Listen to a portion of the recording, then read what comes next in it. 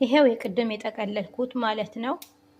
ይሄው ጨምር ያህላስ ሞቀ እና የቅድም የጠቀለል ነው። ይሄው እንደዚህ ሲወጣ ደግሞ አሳያቸዋለሁ። እና እስቲ በእናታችሁ ሰብስክራይብ አድርጉን፣ ላይክ አድርጉን። ምንም አይጎዳም፣ አጅርም ታገኛላችሁ በዛውም። ለምን ዝም ብሎ ያኔ እንትን ከሚል ማለት ነው።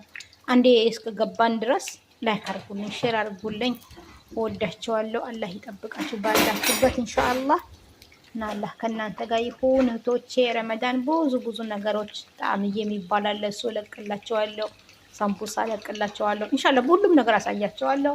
አሁን የጊዜው ትንሽ ቤቴ እንዲሟሟቅልኝ ፈልጌ ነው ታለም። እና ሰላም ሁኑ። አላህ ይጠብቃችሁ ባላችሁበት ኢንሻአላህ።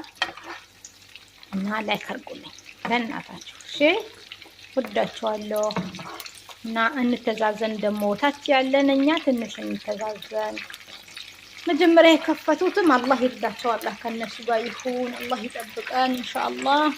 ኸይራችን አላህ ይምረጠው። በእናታችሁ ውስጥ በሰላም ይሄ ረመዳን በሰላም እንዲወጣ። ዋና የሚያስፈራው ነገር ምንድነው? የረመዳን ላይ መግሪብ አካባቢ በተለይ መግሪብ አዛን ላይ ይሄ በሳምቡሳ ምናምን ስንጠብስ መጣደፍ ማለት ያስፈራል። ያኔ በአንድ ሾላ ወይ 3 ሰራተኛ ወይ 2 ሰራተኛ ስለሚጥድ ያስፈራል።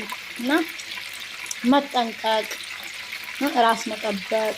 ራስ አንድ ቀን ከተቃጠልን እኮ ትንሽ ራሱ ከተቃጠለ እንዴት እንደሚያደርግ ካልሰራን ደግሞ ግዴታ ደስ አይልም።